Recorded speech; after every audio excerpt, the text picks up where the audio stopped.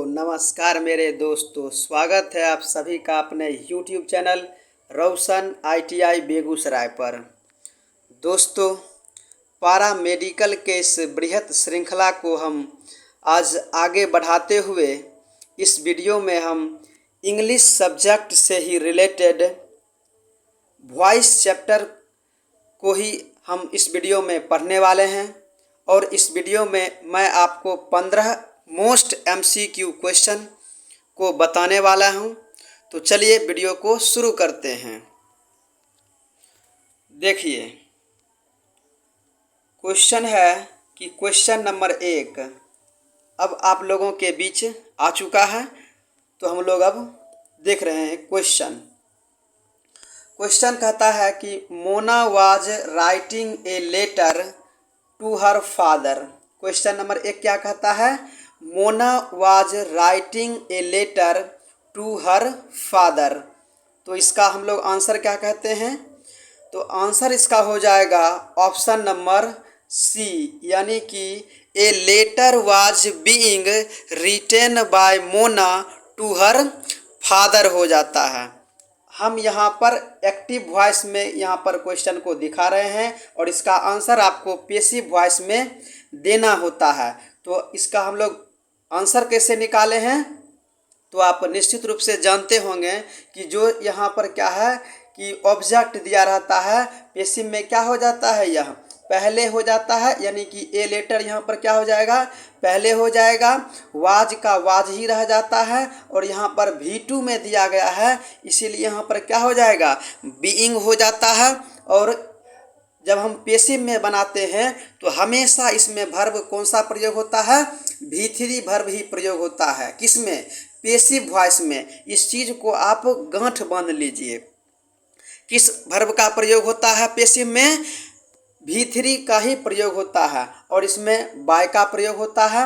और जो सब्जेक्ट यहाँ पर दिया गया है मोना, इसको हम लोग ऑब्जेक्ट के रूप में लिख लेते हैं और टू हर फादर को एज इट इज इसी तरीके से यहाँ पर लिख लिया गया है। तो आप समझ गए होंगे कि इसका आंसर हमने यहाँ पर किस तरीके से बताया है। तो इसका आंसर क्या हो जाता है? A letter was being written by Mona to her father हो जाता है। तो उम्मीद करते हैं कि यह क्वेश्चन आपको समझ में भी आया होगा। इसी तरीके से कुछ और भी क्वेश्चन हैं, हम लोग अब अगले क्वेश्चन को देखते हैं। तो क्वेश्चन नंबर 2 है कि क्वेश्चन डू यू क्या है, डू यू इमिटेट अदर, क्या है, डू यू इमिटेट अदर। तो इसका ऑप्शन देखिए, are other imitated by you, option number A. Option number B कहता है are other being imitated by you. तो यहाँ पर देखिए कि क्या है, यहाँ पर प्रेजेंट इंडेफिनिट में यहाँ पर सेंटेंस दिया गया है। तो इसका जब हम लोग भी क्या कहते हैं कि पैसिव में बनाते हैं तो यहाँ पर बीइंग का तो प्रयोग कहीं पर भी होना नहीं है। तो बीइंग वाला जितना भी अपना ऑप्शन है सब का सब क्या होता है, यह गलत हो जाएगा। प्रेजेंट इंडेफिनिट किस में चेंज हो जाएगा, प्रेजेंट परफेक्ट में यह चेंज हो जाता है। तो यहाँ पर क्या हो जाएगा, यहाँ पर यह हम प्रेजेंट परफेक्ट कह दिया आपको, जो कि गलत है। यहाँ पर V2 में प्रयोग सेंटेंस नहीं है, यानी कि प्रेजेंट कंटिन्यूअस का सेंटेंस नहीं है, इसीलिए यहाँ पर क्या है कि बीइंग का प्रयोग हम लोग नहीं करते हैं।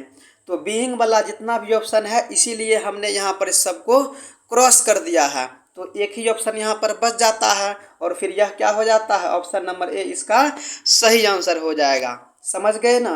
क्या कहा मैंने आपको कि दिया गया जो अपना क्वेश्चन दिया गया है, यह किस चीज़ में है, प्रेजेंट कंटिन्यूअस में नहीं दिया गया है। इसीलिए यहाँ पर जब पैसिव में हम लोग बनाते हैं तो वहाँ पर बीइंग का प्रयोग होता है, जो कि यहाँ पर नहीं होना चाहिए, क्योंकि प्रश्न अपना प्रेजेंट कंटिन्यूअस का नहीं दिया गया है। इसीलिए हम लोग भी यहाँ पर बीइंग का प्रयोग नहीं करते हैं। तो यहाँ पर जितना भी बीइंग वाला ऑप्शन में दिया गया है, इस बीइंग को देख करके ही हम यहाँ पर सब का सब ऑप्शन को गलत कर लिए और जो ऑप्शन बीइंग से हट करके था हम यहाँ पर सीधा यहाँ पर सही आंसर टिक कर लिए हैं। तो अभी आपको समझ में आ गया होगा। तो इसका आंसर क्या हो जाएगा, ऑप्शन नंबर ए हो जाता है। आगे देखते हैं अगले क्वेश्चन को। देखिए क्वेश्चन है कि हैव द बॉक्स ब्रोकन। क्या है? Have the box broken. तो इसका आंसर क्या हो जाएगा? ऑप्शन नंबर सी हो जाता है। क्या हो जाएगा? हैव द बॉक्स ब्रोकन का पेसिव में क्या हो जाएगा? Get someone to break the box. क्या हो जाएगा?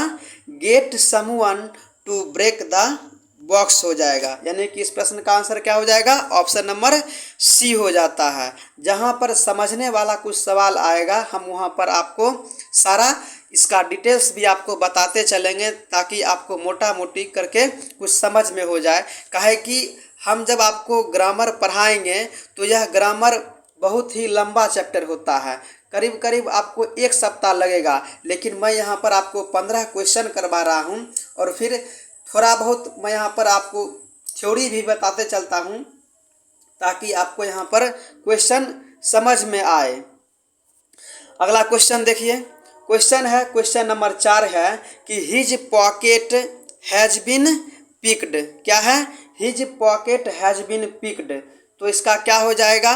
ऑप्शन देखिए, they have his pocket picked.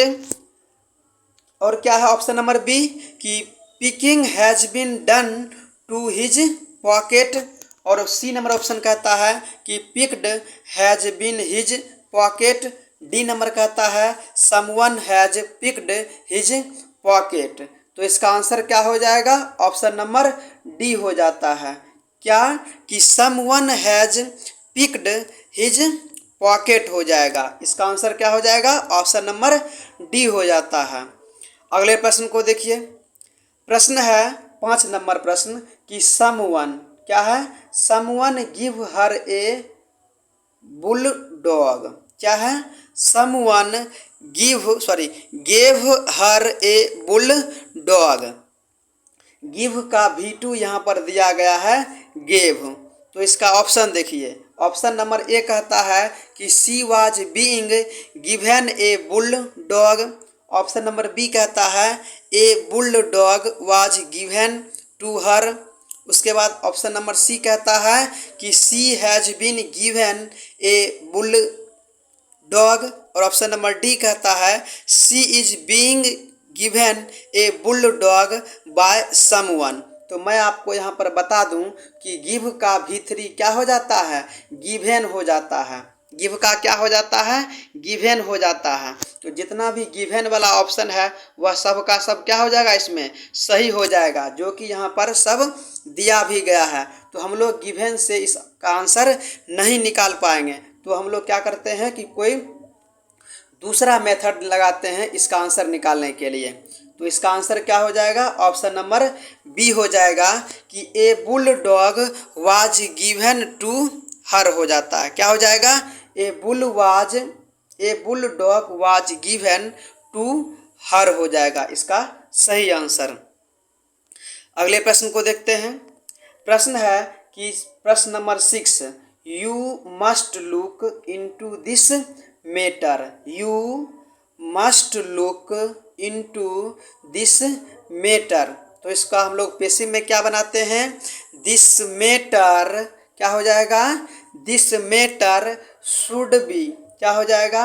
This matter should be looked into bye you. Must किस में चेंज हो जाता है? शुड में चेंज हो जाता है। मस्ट किस में चेंज हो जाएगा? शुड में चेंज हो जाएगा। तो यहाँ पर इसका पेसिव में क्या हो जाता है? This matter should be looked into bye you हो जाएगा। इसका आंसर क्या होगा? ऑप्शन नंबर सी हो जाता है। अगले प्रश्न को देखिए। प्रश्न है क्या कि 7 नंबर प्रश्न है। 7 नंबर, रैन। क्या है? Rain disrupted the last years play between India and Sri Lanka. क्या है? रैना। क्या है? Raina disrupted the last days play between India and Sri Lanka. कभी कभी यहाँ पर पढ़ने में थोड़ा बहुत मिस्टेक हो जाता है। इस चीज़ को लेकर के आप अगर गलती होता है तो हमें क्षमा कर दीजिएगा। हालांकि हम आपको फिर से अगर जब क्वेश्चन को रिपीट करते हैं तो वहाँ पर हम आपको सही कर देते हैं। तो यहाँ पर प्रश्न क्या है कि Raina disrupted the last days play between India and Sri Lanka. तो इसका ऑप्शन देखिए, ऑप्शन नंबर ए कहता है the last days play of India and Sri Lanka was disrupted by Raina. Option number B कहता है India and Sri Lanka play of the last day was disrupted by Raina. और फिर क्या है, आगे है सी नंबर कि the last days play between India and Sri Lanka was disrupted by Raina. आगे है option number D the last days play between India and Sri Lanka were disrupted by Raina. तो इसका आंसर क्या हो जाता है, ऑप्शन नंबर सी हो जाएगा कि the last days play between India and Sri Lanka was disrupted by Raina हो जाता है। तो इसका आंसर क्या हो जाएगा, ऑप्शन नंबर सी हो जाता है। अगले प्रश्न को देखिए, प्रश्न है कि दार्जिलिंग, प्रश्न क्या है, दार्जिलिंग ग्रोस टी, क्या है, दार्जिलिंग ग्रोस टी। दार्जिलिंग कहाँ पर पाया जाता है, यह पश्चिम बंगाल का स्थान है और दार्जिलिंग में क्या उगाया जाता है, चाय की खेती होता है। वही यहाँ पर दिया गया है कि दार्जिलिंग ग्रोव्स टी, दार्जिलिंग में चाय उगाया जाता है। तो इसका हम लोग पेसिव में क्या कर लेते हैं, ऑप्शन नंबर बी यानी कि T is grown in Darjeeling हो जाएगा। बहुत ही आसान सा सवाल है, इसका क्या हो जाएगा answer, T is grown in Darjeeling हो जाएगा।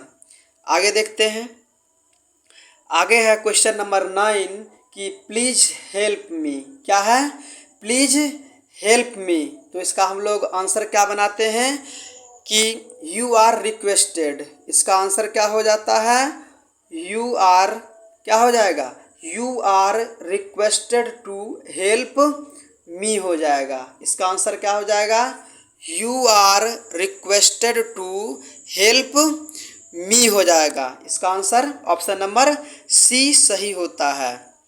अगले क्वेश्चन को देखते हैं, क्वेश्चन है कि द रेसिडेंस, क्या है, the residents celebrated the Independence day.